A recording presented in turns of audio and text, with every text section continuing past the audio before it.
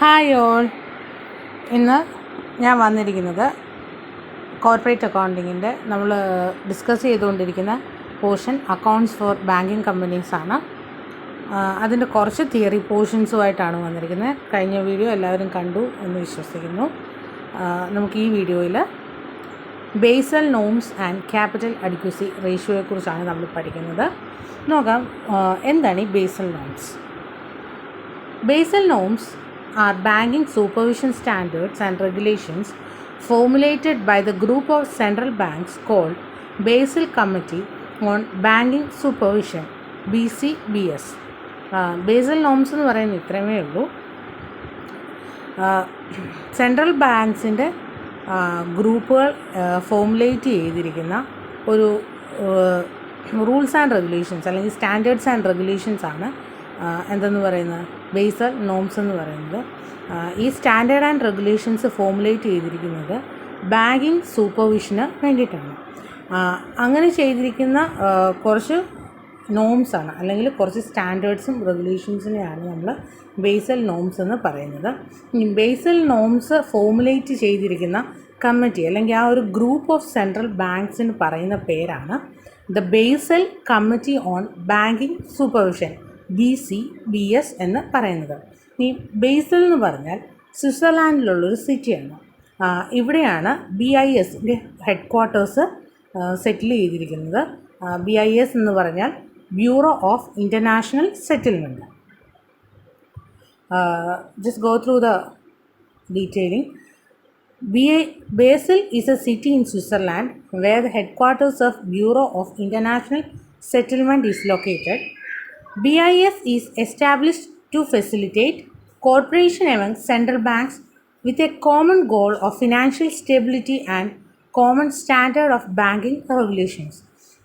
എന്തിനു വേണ്ടിയിട്ടാണ് BIS formulate ചെയ്തത് അല്ലെങ്കിൽ എസ്റ്റാബ്ലിഷ് ചെയ്തത് എന്ന് ചോദിച്ചു കഴിഞ്ഞാൽ സെൻട്രൽ ബാങ്കുകൾക്കിടയിൽ ഒരു കോർപ്പറേഷനും അതുപോലെ തന്നെ ഓരോ കൺട്രീസിൻ്റെയും ഫിനാൻഷ്യൽ സ്റ്റെബിലിറ്റി അതുപോലെ തന്നെ ബാങ്കിങ് റെഗുലേഷന് ഒരു കോമൺ ആയിട്ടുള്ളൊരു സ്റ്റാൻഡേർഡ് ഉണ്ടാക്കാൻ വേണ്ടിയാണ് എസ്റ്റാബ്ലിഷ് ചെയ്ത് BIS എന്ന് പറയുന്ന ഒരു ഫോർമേഷൻ എസ്റ്റാബ്ലിഷ് ചെയ്ത്. BIS എന്ന് പറഞ്ഞാൽ ബ്യൂറോ ഓഫ് ഇൻ്റർനാഷണൽ സെറ്റിൽമെൻറ്റ്സ്. ഇനി എന്താണ് ബേസൽ അക്കോർഡ്? എന്താണ് അക്കോർഡ്? അക്കോർഡ് മീൻസ് എഗ്രിമെൻറ്റ് എന്നുള്ളൊരു മീനിങ് ആണ് അക്കോർഡ് എന്ന് പറയുന്ന ഒരു വേർഡിനുള്ളത്. ഇനി നോക്കാം എന്താണ് ഈ ബേസൽ അക്കോർഡ്.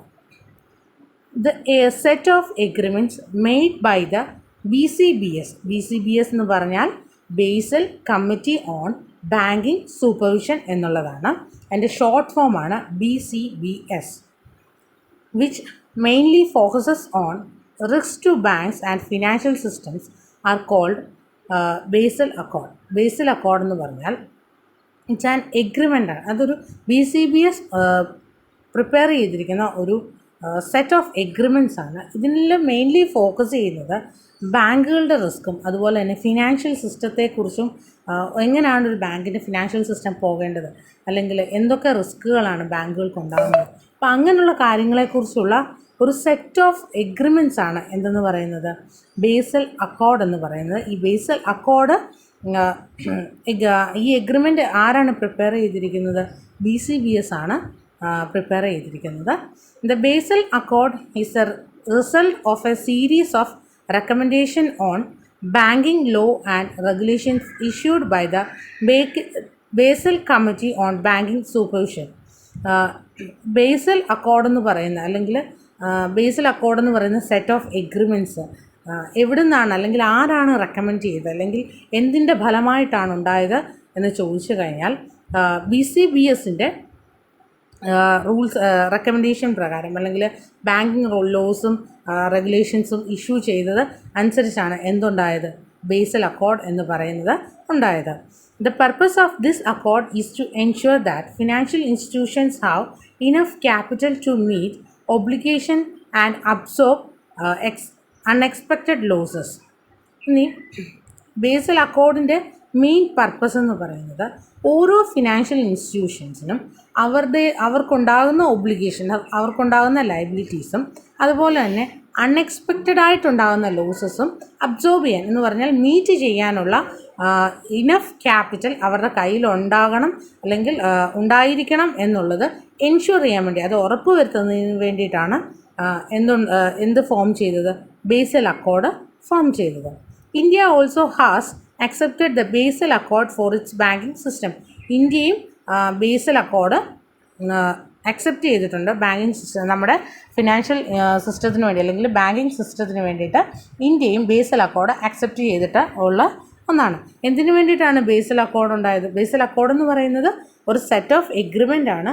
ഇത് പ്രിപ്പയർ ചെയ്തിട്ട് അല്ലെങ്കിൽ മെയ്ഡ് ബൈ ദ BCBS ആണ്. Mainly it focuses on the risk to the business and financial system and this series of recommendation on banking law and regulations issued by Basel Committee on Banking Supervision, which means that ഇത് ആരാണ് recommend ചെയ്തത്, അല്ലെങ്കിൽ basal accord എന്ന് പറയുന്നത് എന്തിൻ്റെ പരിണിത ഫലമാണ്? Basal committee on banking supervision അല്ലെങ്കിൽ BCBSൻ്റെ പരിണിത ഫലമാണ് എന്തെന്ന് പറയുന്നത്, ബേസൽ അക്കോർഡ് എന്ന് പറയുന്നത്. ദെൻ ഇന്ത്യയും എന്ത് ചെയ്തിട്ടുണ്ട്, ബേസൽ അക്കോർഡ് സ്വീകരിച്ചിട്ടുണ്ട്, അക്സെപ്റ്റ് ചെയ്തിട്ടുള്ള ഒരു കാര്യം തന്നെയാണ്. ഇനി Basel accord includes 3 Basel norms such as Basel 1, Basel 2 and Basel 3. The basel norms can also be called as basel pillars. ഇനി ബേസൽ അക്കോർഡ്സിനെ 3 ആയിട്ടാണ് തിരിച്ചിരിക്കുന്നത്. ഒന്ന് ബേസൽ 1, ബേസൽ 2 ആൻഡ് ബേസൽ 3. ഇനി ബേസൽ നോംസിനെ നമ്മൾ മറ്റൊരു പേരിലും പറയപ്പെടുന്നുണ്ട്, ബേസൽ പില്ലേഴ്സ് എന്ന പേരിലും ഇത് അറിയപ്പെടുന്നുണ്ട്. ഇനി നമുക്ക് നോക്കാം എന്താണ് ഈ ബേസൽ 1, ബേസൽ 2 ആൻഡ് ബേസൽ 3 എന്നുള്ളത് നമുക്ക് നോക്കാം.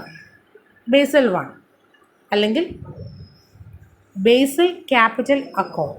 ഇവിടെ മെയിനായിട്ട് ക്യാപിറ്റൽ അക്കോർഡ് എന്നാണ്, ബേസൽ ക്യാപിറ്റൽ അക്കോർഡാണ് ബേസൽ 1 എന്ന് പറയുന്നത്.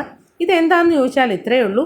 ക്യാപിറ്റൽ അല്ലെങ്കിൽ ഒരു ഓർഗനൈസേഷൻ്റെ ക്യാപിറ്റൽ സ്ട്രക്ചർ എങ്ങനെ ആയിരിക്കണമെന്ന് ഡിഫൈൻ ചെയ്യുന്നത്, അല്ലെങ്കിൽ ഓരോ ക്യാപിറ്റൽ സ്ട്രക്ചറിലും റിസ്കിന് എത്ര വെയിറ്റ് കൊടുക്കണം, ഇങ്ങനെയുള്ള കാര്യങ്ങൾ പറയുന്നതാണ് എന്തെന്ന് പറയുന്നത്, ബേസൽ 1 അല്ലെങ്കിൽ ബേസൽ ക്യാപിറ്റൽ അക്കോർഡ് എന്ന് പറയുന്നത്. നമുക്ക് നോക്കാം എന്താണ് ഈ ബേസൽ 1 എന്നുള്ളത്.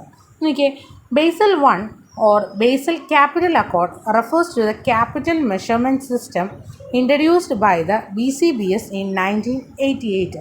എന്താണ് ഈ ബേസൽ 1 എന്ന് പറയുന്നത്? It's A capital measurement system ആണല്ലേ. BCBS ഇൻട്രൊഡ്യൂസ് ചെയ്ത 1988 BCBS ഇൻട്രൊഡ്യൂസ് ചെയ്ത ഒരു ക്യാപിറ്റൽ മെഷർമെൻറ്റ് സിസ്റ്റത്തിന് പറയുന്ന പേരാണ് ബേസൽ 1 അല്ലെങ്കിൽ ബേസൽ ക്യാപിറ്റൽ അക്കോർഡ് എന്ന് പറയുന്നത്.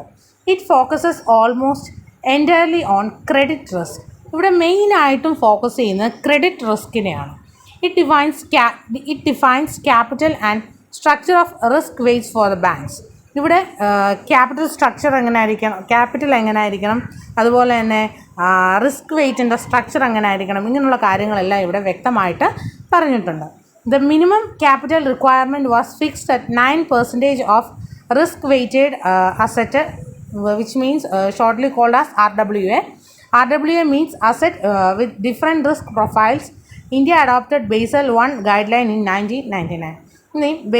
ഈ ഒരു ഗൈഡ് ലൈനിലാണ് എത്ര പെർസെൻറ്റേജ് അല്ലെങ്കിൽ RWAയുടെ എത്ര പെർസെൻറ്റേജ് ആണ് നമ്മൾ മിനിമം ക്യാപിറ്റൽ റിക്വയർമെൻ്റ് ആയിട്ട് ഫിക്സ് ചെയ്യേണ്ടത്, ഇങ്ങനെയുള്ള കാര്യങ്ങളെല്ലാം പറഞ്ഞിരിക്കുന്നത് ഏതിലാണ്, ബേസൽ 1ലാണ്. അതുപോലെ തന്നെ ഇന്ത്യ ഈ ബേസൽ നോംസ് അഡോപ്റ്റ് ചെയ്തിരിക്കുന്നത് അല്ലെങ്കിൽ Basel guidelines Basel 1 adopt ചെയ്ത് അല്ലെങ്കിൽ ഗൈഡ് ലൈൻസ് അഡോപ്റ്റ് ചെയ്തിരിക്കുന്ന 1999 ദെൻ നെക്സ്റ്റ് വൺ ബേസൽ 2. എന്താണ് ഈ ബേസൽ 2 എന്നുള്ളത്, അല്ലെങ്കിൽ Basel pillar number 2. In 2004 Basel 2 guidelines were published by BCBS, which were considered to be refined and reformed version of Basel 1 Accord. Basel 2 എന്ന് പറയുന്ന pillar, basal pillar 2004 എന്ത് ചെയ്തിരിക്കുന്നത്, publish ചെയ്തിരിക്കുന്നത്. ഈ പറഞ്ഞിരിക്കുന്ന ബേസൽ നമ്പർ 2 എന്ന് പറയുന്ന ബേസൽ 1ൻ്റെ ഒരു റിഫൈൻഡ് ഫോം അല്ലെങ്കിൽ റിഫോംഡ് ഫോം അല്ലെങ്കിൽ വേർഷനാണ് എന്നാണ് പറയപ്പെടുന്നത്. Basel 2 is an international business standard that requires financial institutions to maintain enough cash reserve to cover risk incurred by operations. ഈ മെയിൻ ബേസൽ 2 എന്ന് പറയുന്ന ഒരു ഇൻ്റർനാഷണൽ ബിസിനസ് സ്റ്റാൻഡേർഡാണ്. ഇവിടെ മെയിനായിട്ടും പറയുന്നത് ഫിനാൻഷ്യൽ ഇൻസ്റ്റിറ്റ്യൂഷൻസ് എത്ര രൂപ അല്ലെങ്കിൽ എത്ര എമൗണ്ട് ക്യാഷ് റിസർവ് ആയിട്ട് കയ്യിൽ കരുതണം.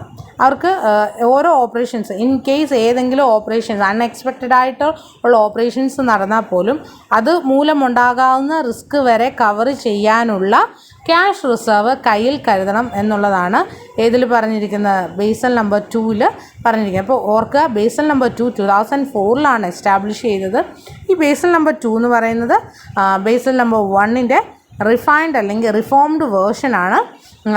It's an international business standard and it requires financial institutions to maintain enough cash reserve to cover risk incurred by the operations.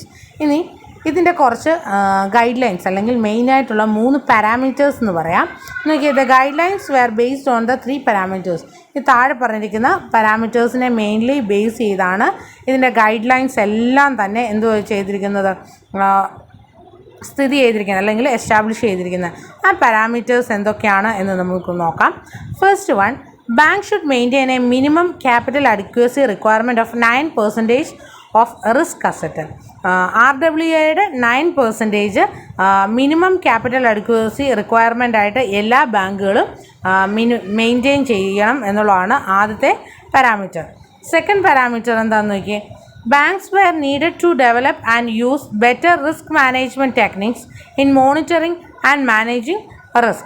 ഇനി ബാങ്കുകൾ ആവശ്യമെങ്കിൽ റിസ്ക് മാനേജ്മെൻറ്റിന് അല്ലെങ്കിൽ അതിന് വേണ്ടിയിട്ടുള്ള മോണിറ്ററിങ്ങിനും റിസ്ക് മാനേജ് ചെയ്യുന്നതിനുമൊക്കെ വേണ്ടിയിട്ടായിട്ട് പുതിയ ടെക്നിക്സ് അതിൻ്റെ ആവശ്യം അനുസരിച്ച് പുതിയ മെത്തേഡ്സ് അഡോപ്റ്റ് ചെയ്യണം എന്നുള്ളതാണ് പറഞ്ഞിരിക്കുന്നത്. ദെൻ തേർഡ് പില്ലർ എന്ന് പറയുന്നത് അല്ലെങ്കിൽ തേർഡ് പാരാമീറ്റർ എന്ന് പറയുന്നത് എന്താണ്, banks need to mandatorily disclose their risk exposure to the central bank. ഇനി ബാങ്കുകൾ എന്ത് ചെയ്യണം, സെൻട്രൽ ബാങ്കുകളെ അവരുടെ മാക്സിമം റിസ്ക് എന്താണെന്നുള്ളത് അവരെ അറിയിച്ചിരിക്കണം.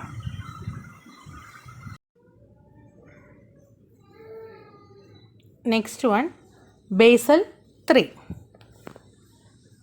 In 2010, Basel III guidelines were released.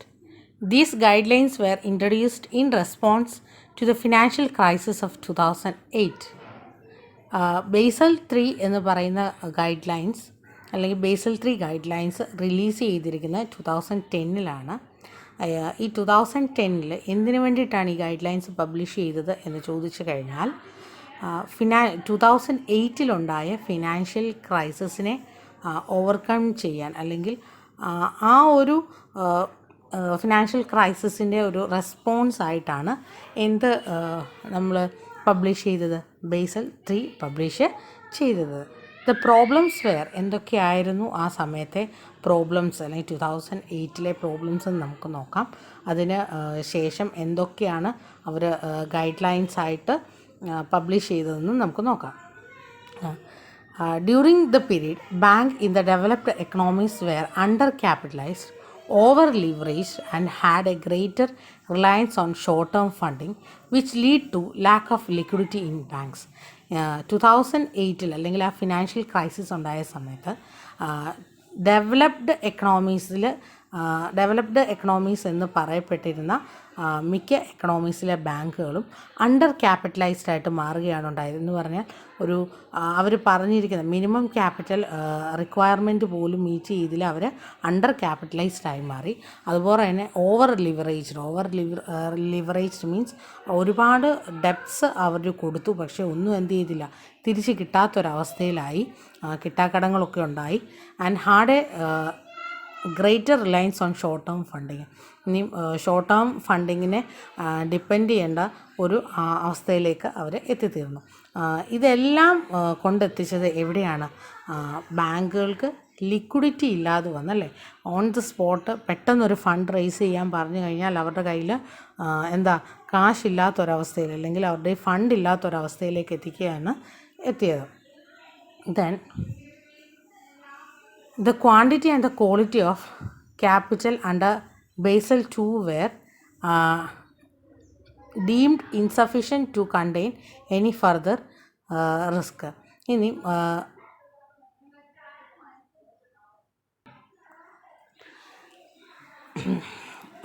Basal number 2 ആ ഒരു ടൈമിൽ എന്തായില്ല, അവരുടെ റിസ്കുകളെ സഫിഷ്യൻ്റ് ആക്കി, അല്ലെങ്കിൽ അവരുടെ റിസ്കുകളെ ഓവർകം ചെയ്യാനുള്ള ഒരു ക്വാണ്ടിറ്റി അല്ലെങ്കിൽ ക്വാളിറ്റി എന്തിലുണ്ടായിരുന്നില്ല, ബേസൽ 2 പ്രകാരമുള്ള ക്യാപിറ്റലിന് ഉണ്ടായിരുന്നില്ല. അപ്പം രണ്ടാമത്തെ പ്രോബ്ലമാണ് എന്ത്, quantity and quality of the capital under Basel 2 were deemed insufficient to contain any further risk. And the third problem is this necessitated the further strengthening of the system. അപ്പം ഈ ഒരു രണ്ട് കാരണങ്ങളാലും അവർക്ക് പുതിയതായിട്ട് ഒരു സിസ്റ്റം എടുക്കേണ്ടതായിട്ട്, അല്ലെങ്കിൽ പുതിയതായിട്ടൊരു സിസ്റ്റം ഡെവലപ്പ് ചെയ്യേണ്ടതായിട്ട് വന്നു. അങ്ങനെയാണ് ബേസൽ നമ്പർ 3 2010 എന്ത് ചെയ്യുന്നത്, ഡെവലപ്പ് ചെയ്ത് എസ്റ്റാബ്ലിഷ് ചെയ്യുന്നത്. ഇനി ബേസൽ നമ്പർ 3 നോംസ് എന്ന് പറയുന്നത് എന്താണ്, അത് എന്തൊക്കെ കാര്യങ്ങളാണ് അതിലുള്ളത് എന്നുള്ളത് നമുക്ക് നോക്കാം. Basel number 3 norms is an international basic standard which aims at making most banking activities more capital intensive. The guidelines aim to promote more resilient banking system by focusing on 4 vital banking parameters such as capital, leverage, funding and liquidity. Basel number 3 എന്ന് പറയുന്നത് international basic സ്റ്റാൻഡേർഡായിട്ടാണ് കണക്കാക്കപ്പെടുന്നത്. ഇതിൻ്റെ അകത്ത് മെയിനായിട്ടും എന്താണ് ചെയ്തിരിക്കുന്നത്, banking activities എല്ലാം capital intensive ആക്കാൻ, അല്ലെങ്കിൽ ക്യാപിറ്റൽ ജനറേറ്റിംഗ് ഉള്ള ബാങ്കിങ് ആക്ടിവിറ്റീസും കൂടുതൽ ആക്കാൻ വേണ്ടിയിട്ടാണ് എന്ത് വന്നിരിക്കുന്നത്, ബേസൽ നമ്പർ 3 പറഞ്ഞിരിക്കുന്നത്. ഈ ഒരു ഗൈഡ് ലൈൻസിൽ മെയിനായിട്ടും ബാങ്കിങ് സിസ്റ്റത്തിനെ റീസൈലൻ്റ് ആയിട്ട് പ്രൊമോട്ട് ചെയ്യുന്ന, അല്ലെങ്കിൽ ഫോക്കസ് ചെയ്യുന്ന 4 വൈറ്റൽ ബാങ്കിങ് പാരാമീറ്റേഴ്സാണ് അവർ നോക്കുന്നത്. 4 പാരാമീറ്റേഴ്സ് അവർ നോക്കുന്നുള്ളൂ. അത് ഒന്നാമത്തേത് ക്യാപിറ്റലാണ്, രണ്ടാമത്തേത് leverage, then third one funding and liquidity. ഈ ഒരു വേർഡ്സ് എന്താണെന്ന് ഇതൊക്കെ നമ്മൾ ഓൾറെഡി പഠിച്ചു പോന്നിട്ടുള്ളതാണ്. ഇതിനെക്കുറിച്ച് ഞാൻ ഒന്നും കൂടെ വിശദീകരിക്കുന്നില്ല. ദെൻ നെക്സ്റ്റ് ഹെഡാണ് capital advocacy or norms or ratios. എന്താണ് ഈ ക്യാപിറ്റൽ അഡ്വക്കസി, അല്ലെങ്കിൽ നോംസും റേഷ്യോസും, ഇതൊക്കെ എന്താണ് എന്നുള്ളതാണ് നമുക്ക് പഠിക്കാനുള്ളത്. നമുക്ക് നോക്കാം എന്താണ് ഇതൊക്കെയെന്ന്. Okay, capital advocacy is the advocacy or sufficiency of capital resource of a bank in relation to the risk associated with its operations. എന്താണ് ഈ ക്യാപിറ്റൽ അഡ്വക്കസി അല്ലെങ്കിൽ സഫിഷ്യൻസി ഓഫ് ക്യാപിറ്റൽ റിസോഴ്സ് എന്ന് പറഞ്ഞു കഴിഞ്ഞാൽ എന്നാണ് പറഞ്ഞിരിക്കുന്നത്. എന്താണ് ആ ഒരു ബാങ്കിൻ്റെ ഓപ്പറേഷൻസ് ബന്ധപ്പെട്ട് കിടക്കുന്ന റിസ്കുകളും അതുപോലെ തന്നെ ക്യാപിറ്റൽ റിസോഴ്സ് ഓഫ് ദ ബാങ്കും തമ്മിലുള്ള റിലേഷൻ, അല്ലെങ്കിൽ ഇവർ തമ്മിലുള്ള ഒരു റേഷ്യോയാണ് നമ്മൾ എന്തെന്ന് പറയുന്നത്, ക്യാപിറ്റൽ അഡിക്വസി, അല്ലെങ്കിൽ അഡിക്വസി മീൻസ് സഫിഷ്യൻസി എന്നാണ് ഉദ്ദേശിക്കുന്നത്. എന്താണ് ഇവിടെ പറയുന്നത്, ഒരു റിസ്ക്കും ക്യാപിറ്റലും, റിസ്ക് വന്നു കഴിഞ്ഞാൽ അത് മീറ്റ് ചെയ്യാനുള്ള ക്യാപിറ്റൽ കയ്യിലുണ്ടോ ഇല്ലയോ എന്നുള്ളതാണ് മെയിനായിട്ട് ഇവിടെ നോക്കുന്നത്, ക്യാപിറ്റൽ അഡിക്വസിയിൽ നോക്കുന്നത്. For the purpose, Narasimham Committee has suggested that the government should consider to raise the prescribed capital adequacy ratio to improve the inherent strength of banks and to improve their risk absorption capacity. ഇനി നരസിംഹം കമ്മിറ്റിയാണ് ഗവൺമെൻറ്റിന് suggest ചെയ്തത് capital advocacy ratio improve ചെയ്യണം, അല്ലെങ്കിൽ കുറച്ചും കൂടി കൂട്ടണം എന്ന് പറഞ്ഞത്. എന്തിനു വേണ്ടിയിട്ടാണ്, എന്തെങ്കിലും റിസ്ക് വന്നു കഴിഞ്ഞാൽ അത് അബ്സോർബ് ചെയ്യാനുള്ള കപ്പാസിറ്റി ഇമ്പ്രൂവ് ചെയ്യാൻ വേണ്ടിയിട്ടാണ്, ബാങ്കുകളെ ഒന്നും കൂടി സ്ട്രെങ്തൻ ചെയ്യാൻ വേണ്ടിയിട്ടാണ് ക്യാപിറ്റൽ അഡ്വക്കസി റേഷ്യോ ഇമ്പ്രൂവ് ചെയ്യണമെന്ന് നരസിംഹം കമ്മിറ്റി പറഞ്ഞിരിക്കുന്നത്. The committee has suggested a higher capital adequacy requirement for banks and setting up of a asset reconstruction fund, which means ARF, to take over the bad debts to the banks. ഇവിടെ പറഞ്ഞിരിക്കുന്നത് Narasimham committee പറഞ്ഞിരിക്കുന്ന രണ്ടാമത്തെ ഒരു കാര്യമാണ് capital adequacy ratio higher ആക്കണം. അതുപോലെ തന്നെ ARF എന്ന് പറയുന്ന ഒരു ഫണ്ട് അവർ ക്രിയേറ്റ് ചെയ്യണം. എന്തിനു വേണ്ടിയിട്ടാണ് സെറ്റപ്പ് ചെയ്യുന്നതെന്ന് ചോദിച്ചു കഴിഞ്ഞാൽ, ബാഡ് ഡെറ്റ്സ് ഉണ്ടാകുന്നെങ്കിൽ അത് ടേക്ക് ഓവർ ചെയ്യാൻ വേണ്ടിയിട്ടാണ് ARF, അസറ്റ് റീകൺസ്ട്രക്ഷൻ ഫണ്ട് എന്ന് പറയുന്ന ഒരു ഫണ്ട് സെറ്റപ്പ് ചെയ്യണം എന്നുള്ളതുമാണ് പറഞ്ഞിരിക്കുന്നത്. For the purpose capital advocacy norms have been fixed. ഇതിനു വേണ്ടിയിട്ട് ക്യാപിറ്റൽ അഡ്വക്കസി നോംസ് എന്ത് ചെയ്തു, ഫിക്സ് ചെയ്യുകയാണ് ചെയ്തത്. ദ ക്യാപിറ്റൽ അഡ്വക്കസി നോം or the norms fixed for improving financial strength, solvency and risk absorption capacity of the banks. Then capital adequacy നോംസിൻ്റെ അകത്ത് മെയിനായിട്ടും എന്തൊക്കെ നോംസാണ് ഫിക്സ് ചെയ്യുന്നത്? ഫിനാൻഷ്യൽ സ്ട്രെങ്ത് ഇമ്പ്രൂവ് ചെയ്യുന്നതിന്, അതുപോലെ തന്നെ solvency, risk absorption, capacity of banks, ഇങ്ങനെയുള്ള കാര്യങ്ങളെല്ലാം ഇമ്പ്രൂവ് ചെയ്യുന്നതിന് വേണ്ടിയിട്ടുള്ള നോംസാണ് ക്യാപിറ്റൽ അഡ്വക്കസി നോംസിൽ ഉള്ളത്. This advocacy or sufficiency is known as capital advocacy ratio. അല്ലെങ്കിൽ ഈ ഒരു അഡ്വക്കസി അല്ലെങ്കിൽ സഫിഷ്യൻസിക്ക് പറയുന്നതാണ് എന്തെന്ന് പറയുന്നത്?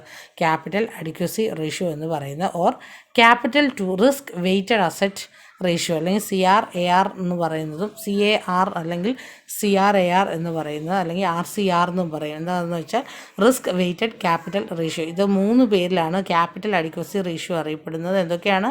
ക്യാപിറ്റൽ അഡ്വക്കസി റേഷ്യോ, അല്ലെങ്കിൽ capital to risk weighted asset ratio, അല്ലെങ്കിൽ റിസ്ക് വെയ്റ്റഡ് ക്യാപിറ്റൽ റേഷ്യോ. ഇങ്ങനെ 3 പേരിലാണ് അത് അറിയപ്പെടുന്നത്. To strengthen the soundness and stability of our banking system, the Narasimham Committee recommended that all bankers should achieve a capital adequacy of 8%, which has been internationally accepted over a period of time, but with effect from the year ended 31st March 2000, RBI has increased the capital adequacy to 9%. Narasimham കമ്മിറ്റിയുടെ recommendation അനുസരിച്ച് capital advocacy ratio 8% മതി എന്നുള്ളതായിരുന്നു. അത് internationally accepted ആയിട്ടുള്ള ഒരു percentage ആണ്. അതുകൊണ്ട് 8% മതിയെന്നായിരുന്നു. പക്ഷേ അതിനുശേഷം 31st March 2000 RBI capital advocacy ratio എത്ര പെർസെൻറ്റേജായിട്ട് ഉയർത്തി?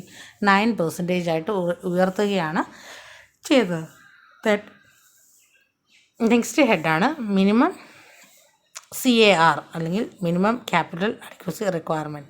നമ്മളിപ്പോൾ ഓൾറെഡി പറഞ്ഞാണ് എത്രയാണ് മിനിമം ക്യാപിറ്റൽ അഡ്വക്കസി റിക്വയർമെൻറ്റ് വരേണ്ടത്. All scheduled commercial banks excluding regional rural bank as well as foreign banks operating in India should have and maintain a minimum CAR of 9% or prescribed by RBI. ഇനി ആരാണ് 9%? Regional rural bank ഒഴികെയുള്ള എല്ലാ commercial ബാങ്ക്സും, foreign banks, ഇന്ത്യയിൽ operate ചെയ്യുന്ന foreign banks, ഇവരെല്ലാവരും തന്നെ 9% minimum CAR ആയിട്ട് maintain ചെയ്യേണ്ട 9% അല്ലെങ്കിൽ RBI പറയുന്ന rate. Minimum tier 1 CAR is to 6%. Minimum tier 1 CAR എന്ന് പറയുന്നത് ക്യാപിറ്റൽ അഡ്വക്കസി റേഷ്യോ എന്ന് പറയുന്നത് 6% ആണ്. ദെൻ കമ്പ്യൂട്ടേഷൻ എങ്ങനെയാണ് ഈ ടയർ 1, ടയർ 2 ക്യാപിറ്റൽ ഇതൊക്കെ എങ്ങനെയാണ് കണ്ടുപിടിക്കുന്നത്, അല്ലെങ്കിൽ CAR എങ്ങനെയാണ് എക്സ്പ്രസ് ചെയ്യുന്നത് എന്നുള്ളതാണ് നമ്മൾ നോക്കാൻ പോകുന്നത്. നോക്കുക. CAR or CRAR is expressed in percentage and computed as follows. ഇനി CAR എങ്ങനെയാണ് കാൽക്കുലേറ്റ് ചെയ്യുന്നതെന്ന് നോക്കാം. ടയർ 1 CAR എങ്ങനെയാണ് കാൽക്കുലേറ്റ് ചെയ്യുന്നത്? Eligible tier 1 capital by credit risk weighted asset or RWA plus market risk RWA plus operational risk RWA. ഇത്രയും കാര്യങ്ങൾ eligible tier 1 ക്യാപിറ്റലുമായിട്ട് divide ചെയ്ത് കഴിഞ്ഞാൽ നമുക്ക് എന്ത് കിട്ടും? ടയർ 1 CAR കിട്ടും. Then next one total CAR എങ്ങനെ കണ്ടുപിടിക്കുന്നതെന്ന് ചോദിച്ചാൽ എങ്ങനെയാണ്? Eligible total capital fund by credit risk RWA plus market risk RWA plus operational risk RWA. ഇത്രയും ചെയ്ത് കഴിയുമ്പോൾ നമുക്ക് ടോട്ടൽ CAR കിട്ടുന്നതാണ്. അപ്പോൾ ഇക്വേഷൻ ഓർത്തിരിക്കുക. ഇത് ഇമ്പോർട്ടൻ്റ് ആയിട്ടുള്ള ഒരു ഇക്വേഷനാണ്. അതുകൊണ്ട് ഈ ഇക്വേഷൻ രണ്ടും ഓർത്തിരിക്കണം. Then next one capital fund. എന്താണ് ക്യാപിറ്റൽ ഫണ്ട്, അല്ലെങ്കിൽ എങ്ങനെയാണ് ഈ ക്യാപിറ്റൽ ഫണ്ട് കമ്പ്യൂട്ട് ചെയ്യുന്നതെന്നുള്ളതാണ്. For computing CAR, capital funds are classified into tier 1 capital, tier 2 capital and tier 3 capital. CARന് വേണ്ടിയിട്ട് അല്ലെങ്കിൽ ക്യാപിറ്റൽ അഡ്വക്കസി റിക്വയർമെൻറ്റിന് വേണ്ടിയിട്ട് അല്ലെങ്കിൽ റേഷ്യോയ്ക്ക് വേണ്ടിയിട്ട് ക്യാപിറ്റൽ ഫണ്ട്സിനെ 3 കാറ്റഗറി ആയിട്ടാണ് തിരിച്ചിരിക്കുന്നത്. First one tier 1 capital, second one tier 2 capital and third one tier 3 capital. ഇങ്ങനെ 3 ടൈപ്പാണുള്ളത്. നമുക്കിനി ഓരോ ടയർ 1 ക്യാപിറ്റലും ടയർ 2 ക്യാപിറ്റലും എങ്ങനെയാണ് കണ്ടുപിടിക്കുന്നതെന്ന് കാണാം. അതിനു മുമ്പ് ഒരു പോയിൻ്റ് കൂടെ പറഞ്ഞോട്ടെ. At present, for computing CAR, Tier 3 capital is not considered. Hence, Tier 3 capital is not operative. Currently, Tier 3 capital എന്ന് പറയുന്ന ക്യാപിറ്റൽ ഓപ്പറേറ്റീവ് അല്ല, അതിനെ നമ്മൾ കൺസിഡർ ചെയ്യാറില്ല. അതുകൊണ്ട് നമുക്ക് ടയർ 1 ക്യാപിറ്റലും അതുപോലെ തന്നെ ടയർ 2 ക്യാപിറ്റലിനെ കുറിച്ച് മാത്രം പഠിച്ചാൽ മതി. നമുക്ക് നോക്കാം എങ്ങനെയാണ് ഈ ടയർ 1 ക്യാപിറ്റലും ടയർ 2 ക്യാപിറ്റലും കണ്ടുപിടിക്കുന്നതെന്ന് നമുക്ക് നോക്കാം. നോക്കിയേ, tier 1 capital is also known as core capital. Tier 1 ക്യാപിറ്റലിനെ കോർ ക്യാപിറ്റൽ എന്നും കൂടിയാണ് അറിയപ്പെടുന്നത്. എന്തുകൊണ്ടാണെന്ന് ചോദിച്ചാൽ ഇത് പെർമനൻറ്റ് നേച്ചറിലുള്ളതാണ്. അതുപോലെ തന്നെ റെഡിലി അവൈലബിൾ ആണ്. ബാങ്കിന് അൺഎക്സ്പെക്റ്റഡ് ലോസ് എന്തെങ്കിലും ഉണ്ടെങ്കിൽ അതിനെ സപ്പോർട്ട് ചെയ്യാൻ വേണ്ടിയിട്ട് റെഡിലി അവൈലബിൾ ആയിട്ടുള്ളതാണ് ടയർ 1 ക്യാപിറ്റൽ എന്ന് പറയുന്നത്. ഇനി ഇന്ത്യൻ ബാങ്ക്സ് താഴെ പറയുന്ന രീതിയിലാണ് എന്ത് കണ്ടുപിടിക്കുന്നത്, ടയർ 1 ക്യാപിറ്റൽ കണ്ടുപിടിക്കുന്നത്. ഫസ്റ്റ് നോക്കി, നമുക്ക് പാർട്ടിക്കുലേഴ്സ് 2 എമൗണ്ട് കോളം വരയ്ക്കുക. Paid up equity capital outer കോളത്തിൽ എഴുതുക. പെയ്ഡ് അപ്പ് ഇക്വിറ്റി ക്യാപിറ്റലിൻ്റെ കൂടെ കുറച്ച് കാര്യം ആഡ് ഓൺ ചെയ്ത് അതിന് ശേഷം കുറച്ച് കാര്യങ്ങൾ ലെസ് ചെയ്യുമ്പോഴാണ് നമുക്ക് എന്തെന്ന് കിട്ടുന്നത്, ടയർ 1 ക്യാപിറ്റൽ കിട്ടുന്നത്. എന്തൊക്കെയാണ് ആഡ് ചെയ്യേണ്ടത്, എന്തൊക്കെയാണ് ലെസ് ചെയ്യേണ്ടതെന്ന് നോക്കാം. ആഡ് ചെയ്യേണ്ടത് statutory reserve, other disclosed free reserves, innovative perpetual ഡെപ്റ്റ് instrument limited to 15% of the total Tier 1 capital, perpetual non-cumulative preference shares and other items as may be notified by RBI. Then ഇത്രയും items എഴുതി total ചെയ്തതിന് ശേഷം less deferred tax asset under AS 22, current and brought forward losses, any losses on sale arising at the time of securitization of standard asset if recognized, minority interest to the extent specified, intangible asset, then 50% of investment in equity of financial enterprises, then 50% of investment in equity of parent bank. This is only for banking subsidiaries or associates, and 50% of financial securitization exposure. ഇത്രയും കാര്യം total ചെയ്ത് less ചെയ്യുമ്പോൾ കിട്ടുന്നതാണ് നമുക്ക് എന്തെന്ന് പറയുന്നത്, tyre 1 capital എന്ന് പറയുന്നത്. അപ്പോൾ ഈ ഒരു ഏരിയ നോക്കി പോകുക, മെയിനായിട്ടുള്ളതാണ്. എങ്ങനെയാണ് ടയർ 1 ക്യാപിറ്റലിലേക്ക് ആഡ് ഓൺ ചെയ്യുന്നത്, പെയ്ഡ് അപ്പ് ഇക്വിറ്റി ക്യാപിറ്റലിലൂടെ കുറച്ച് ഐറ്റംസ് ആഡ് ഓൺ ചെയ്യുകയും അതുപോലെ തന്നെ കുറച്ച് ഐറ്റംസ് ലെസ് ചെയ്യുകയും ചെയ്യുമ്പോഴാണ് ടയർ 1 ക്യാപിറ്റൽ നമുക്ക് കിട്ടുന്നത്. ഇനി നെക്സ്റ്റ് വൺ ടയർ 2 ക്യാപിറ്റലാണ്. എങ്ങനെയാണ് ഈ ടയർ 2 ക്യാപിറ്റൽ കണ്ടുപിടിക്കുന്നത് നമുക്ക് നോക്കാം. Tier 2 capital contains elements that are less permanent in nature and or are less readily available than those compared to in tier 1 capital. ഇവിടെ ടയർ 2 ക്യാപിറ്റൽ എന്ന് പറയുന്നത് നേരത്തെ പെർമനൻറ്റ് നേച്ചറിലുള്ളതാണെങ്കിൽ ഇത് വേരിയബിൾ നേച്ചറിലുള്ളതാണ്. ഇതിപ്പോൾ വേണമെങ്കിലും എന്ത് ചെയ്യാം, മാറിയാനും തിരിയാനുമുള്ള സാധ്യതയുണ്ട്. അതുപോലെ തന്നെ ടയർ 2 ക്യാപിറ്റൽ ഇന്ത്യൻ ക്യാപിറ്റലും ഇന്ത്യൻ ബാങ്ക്സും ഫോറിൻ ബാങ്ക്സും ഒരുപോലെ തന്നെയാണ് കണ്ടുപിടിക്കുന്നത്. എങ്ങനെയാണ് കണ്ടുപിടിക്കുന്നത് നോക്കാം. ടയർ 2 ക്യാപിറ്റലിൽ ഇത്രയും ഐറ്റംസ് ആഡ് ഓൺ ചെയ്യുന്നതാണ് നമ്മുടെ ടയർ 2 ക്യാപിറ്റൽ എന്ന് പറയുന്നത്. Undisclosed reserves, cumulative perpetual financial preference shares, revaluation reserve at a discount of 55%, investment fluctuation reserve, general provision and core reserves, hybrid debt capital instrument, subordinated debts, etcetera. ഇത്രയും കാര്യങ്ങളാണ് എന്ത് ചെയ്യേണ്ടത്, tyre 3 ക്യാപിറ്റലിൽ നമ്മൾ add on ചെയ്ത് പോകേണ്ടത്. അപ്പം tyre 1 ക്യാപിറ്റലും tyre 2 ക്യാപിറ്റലിനെ കുറിച്ച് നമ്മൾ നോക്കി. ഇനി അടുത്തത് നമുക്ക് റിസ്ക് അഡ്ജസ്റ്റഡ് അസറ്റ്സ് ആണ്. എന്താണ് ഈ റിസ്ക് അഡ്ജസ്റ്റഡ് അസറ്റ്സ് എന്ന് നമുക്ക് നോക്കാം. All the assets of A bank are not subject to the same degree of risk. Hence, the value of asset shown in the balance sheet and the asset not shown in the balance sheet, that is off balance sheet item, should be adjusted on the basis of degree of risk associated with such items. ഇവിടെ പറഞ്ഞിരിക്കുന്നത് ബാങ്കിലുള്ള ഓരോ items അല്ലെങ്കിൽ ഓരോന്നിനും എല്ലാ ട്രാൻസാക്ഷൻസിനും risk ഉണ്ട്.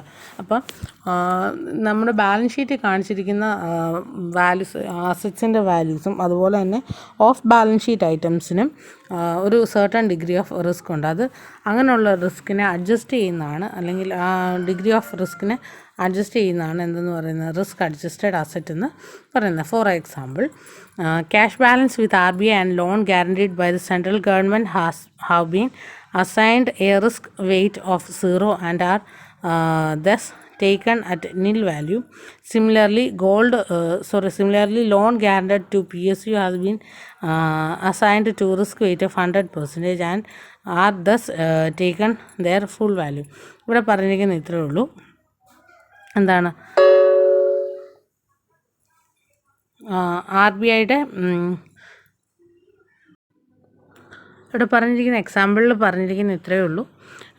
RBI guarantee ചെയ്തിരിക്കുന്ന loans അല്ലെങ്കിൽ cash balances വിത്ത് RBI അല്ലെങ്കിൽ സെൻട്രൽ ഗവൺമെൻറ് ഗ്യാരണ്ടി ചെയ്തിരിക്കുന്ന ലോണിന് റിസ്ക് വെയ്റ്റ് എന്ന് പറയുന്നത് 0 ആയിരിക്കും അസൈൻ ചെയ്യുന്നത്.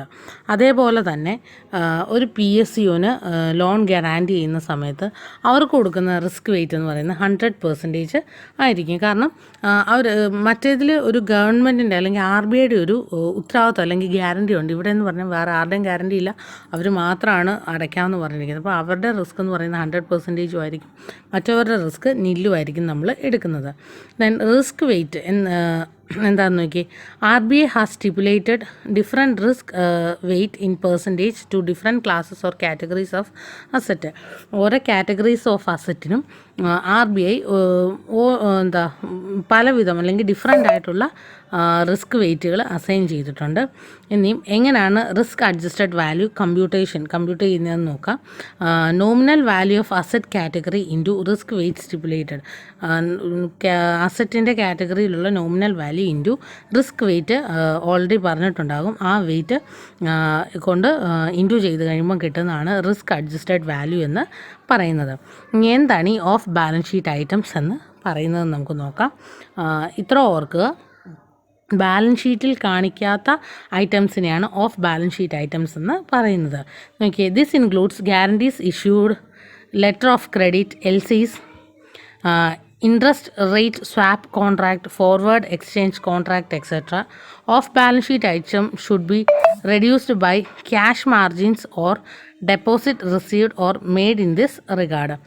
ഓഫ് ബാലൻസ് ഷീറ്റ് ഐറ്റംസ് മെയിനായിട്ട് ക്യാഷ് മാർജിനിൽ നിന്ന് കുറയ്ക്കുക, അല്ലെങ്കിൽ ഡെപ്പോസിറ്റ് റിസീവ്ഡിൽ നിന്നോ, അല്ലെങ്കിൽ ഈ ഒരു രീതിയിൽ letter of forward exchange contract ഇങ്ങനെ ഏതെങ്കിലും രീതിയിൽ എടുക്കുന്നതുമായിട്ട് നമ്മൾ റെഡ്യൂസ് ചെയ്തു പോവുകയാണ്, അല്ലെങ്കിൽ അതുമായിട്ട് ബന്ധപ്പെടുത്തി പോവുകയാണ് ചെയ്യുന്നത്. അപ്പം ഓഫ് ബാലൻസ് ഷീറ്റ് ഐറ്റംസ് ആണ് LCs, guarantees issued, interest rate swap contracts, forward exchange contracts, ഇങ്ങനെയുള്ളതൊക്കെ. ഇനിയും ഇതിൻ്റെയൊക്കെ ക്രെഡിറ്റ് റിസ്ക് എക്സ്പോഷറും റിസ്ക് അഡ്ജസ്റ്റഡ് വാല്യൂം എങ്ങനെയാണ് കണ്ടുപിടിക്കുന്നതെന്ന് നോക്കാം. ക്രെഡിറ്റ് റിസ്ക് എക്സ്പോഷർ കണ്ടുപിടിക്കാൻ വേണ്ടിയിട്ട് അസറ്റിൻ്റെ nominal value into credit conversion factor stipulated by the RBI പറഞ്ഞിരിക്കുന്ന ക്രെഡിറ്റ് കൺവേർഷൻ ഫാക്ടറുമായിട്ട് മൾട്ടിപ്ലൈ ചെയ്ത് കഴിയുമ്പോൾ നമുക്ക് ക്രെഡിറ്റ് റിസ്ക് എക്സ്പോഷർ കിട്ടും. അതുപോലെ തന്നെ റിസ്ക് അഡ്ജസ്റ്റഡ് വാല്യൂ കണ്ടുപിടിക്കാൻ വേണ്ടിയിട്ട് എന്ത് ചെയ്താൽ മതി, credit risk exposure risk weight attributed to the relevant counterparty. ഇവിടുത്തെ മെയിനായിട്ടും പറയുന്നത് എന്താ, credit risk exposure into risk weight attributed to the relevant counterparty party. Then next one, the following table shows the weights to be assigned to the amount of different assets of balance sheet items for domestic operation of a banks. താഴെ പറഞ്ഞിരിക്കുന്നത് ഓരോ ഐറ്റംസും balance sheet ഐറ്റംസിനും അതുതന്നെ of balance sheet ഐറ്റംസിനും domestic ഓപ്പറേഷന് വേണ്ടിയിട്ട് ബാങ്കിന് assign ചെയ്തിരിക്കുന്ന risk വെയ്റ്റുകളും ഓരോ ഐറ്റംസുമാണ് പറഞ്ഞിരിക്കുന്നത്. നമുക്ക് അതിനെക്കുറിച്ച് വിശദമായിട്ട് പഠിക്കാം.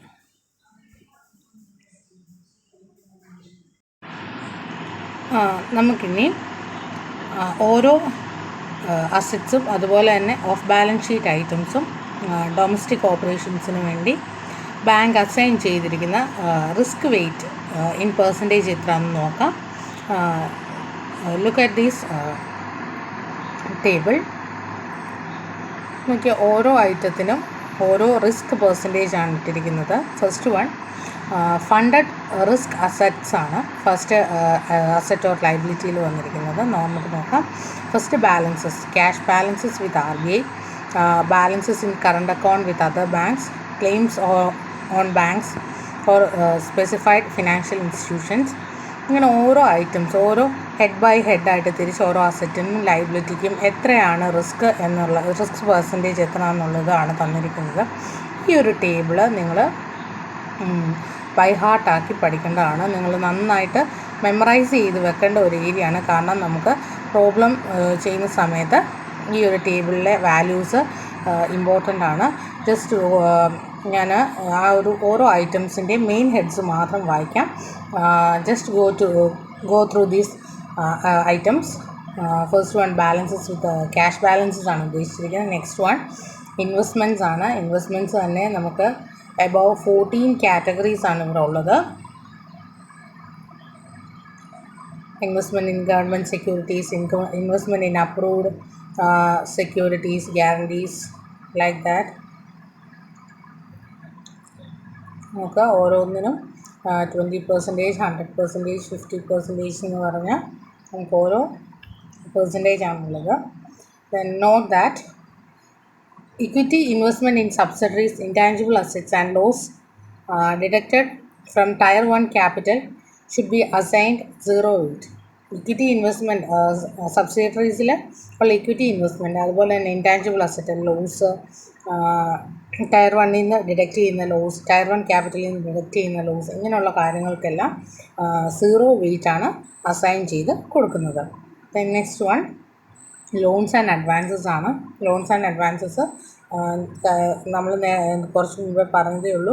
Guaranteed by government of India അല്ലെങ്കിൽ സ്റ്റേറ്റ് ഗവൺമെൻറ് ഒക്കെ ആണെങ്കിൽ 0% ആണ് ഗ്യാരണ്ടി ഉള്ളതുകൊണ്ട്. അതേസമയം PSU പബ്ലിക് സെക്ടർ അണ്ടർടേക്കിങ്ങിനാണെങ്കിൽ 100% എന്തായിട്ട് എടുക്കുന്നുണ്ട്, ഗ്യാരണ്ടി റിസ്ക് വെയിറ്റ് ആയിട്ടാണ് കാണുന്നത്. ലൈക്ക് ദാറ്റ് ഓരോ ലോൺസ് ആൻഡ് അഡ്വാൻസസും എങ്ങനെയാണ് വരുന്നത്, എത്ര പെർസെൻറ്റേജ് ആണ് അതിൻ്റെ റിസ്ക് വെയിറ്റ് എന്നുള്ളതാണ് ഈ തന്നിരിക്കുന്നത്. Go through these.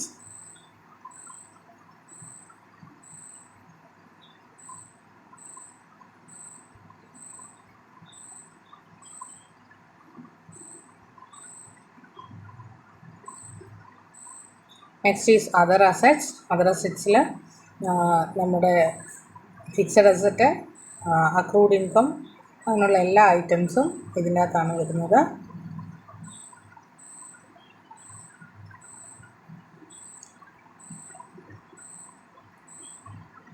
Then I hope എല്ലാവരും അത് വായിച്ചു എന്ന് വിശ്വസിക്കുന്നു. ഇനി നെക്സ്റ്റ് ഓഫ് ബാലൻസ് ഷീറ്റ് ഐറ്റംസും അതിൻ്റെ ക്രെഡിറ്റ് കൺവേർഷൻ ഫാക്ടറും റിസ്ക് വെയിറ്റുമാണ് ഇവിടെ പറയുന്നത്. നമുക്ക് നോക്കാം. For off-balance sheet items, the credit risk exposure has to be first calculated by multiplying the face amount of each off-balance sheet items minus cash margin deposits by the credit conversion factor as given in the table below. The resultant figure has to be further multiplied by the weights attributed to the relevant counterparty as specified in the table above. ഇവിടെ പറഞ്ഞിരിക്കുന്ന ഇത്രയേ ഉള്ളൂ. എത്രയാണോ credit conversion factor തന്നിരിക്കുന്നത് ആ പെർസെൻറ്റേജുമായിട്ട് face എമൗണ്ടിനെ അല്ലെങ്കിൽ phasing വാല്യൂവിനെ എന്ത് ചെയ്യണം, മൾട്ടിപ്ലൈ ചെയ്യണം ആദ്യം. അതിന് ശേഷം മാത്രമേ നമുക്ക് എന്ത് കണ്ടുപിടിക്കാൻ പാടുള്ളൂ, റിസ്ക് വെയിറ്റ് അസൈൻ ചെയ്ത് കൊടുക്കാൻ പാടുള്ളൂ എന്നാണ് പറഞ്ഞിരിക്കുന്നത്. അപ്പോൾ ഓരോ ഇൻസ്ട്രുമെൻറ്റിനും എത്രയാണ് എന്തെന്നുള്ളത് പറഞ്ഞിരിക്കുന്നത്, ക്രെഡിറ്റ് കൺവേർഷൻ ഫാക്ടർ എത്രയാണ്, റിസ്ക് വെയിറ്റ് എത്രയാണ് എന്നുള്ളതാണ് ഈ പറഞ്ഞിരിക്കുന്നത്. ഒരു കാര്യം ഓർക്കുക, ഓഫ് ബാലൻസ് ഷീറ്റ് ഐറ്റത്തിന് റിസ്ക് വെയിറ്റ് എന്ന് പറയുന്നത് ഏതൊരു ഐറ്റത്തിനും 100% തന്നെയാണ് റിസ്ക് വെയിറ്റ് എന്ന് പറയുന്നത്. ദെൻ ഓരോന്നിൻ്റെയും ക്രെഡിറ്റ് കൺവേർഷൻ ഫാക്ടർ ആണ് ഈ തന്നിരിക്കുന്നത്. Direct credit subsidiaries, example general guarantees of indebtedness including stand by LCs, serving a financial guarantee for loan and securities and acceptance, 100%, and certain transaction related condition items 50%. അങ്ങനെ ഓരോ ഐറ്റത്തിനും എത്രയാണ് percentage of conversion rate എത്ര എന്നുള്ളത് തന്നിട്ടുണ്ട്. Then risk weight എന്ന് പറയുന്നത് 100% തന്നെയാണ്. There is a note, as a counterparty exposure will determine the risk weight. It will be 100% in respect of all borrowers and 0% if covered by government guarantee. ഇനി എല്ലാത്തിനും 100% ആണോ risk wait പറയുന്നത്. ഇപ്പം government guarantee ഉണ്ട് എങ്കിൽ അതിന് 0% ആയിരിക്കും risk weight എന്ന് പറയുന്നത്. ഇനി നെക്സ്റ്റ് വൺ നോക്കുക, അതിൻ്റെ കുറച്ച് നോട്ട്സാണ് തന്നിരിക്കുന്നത്.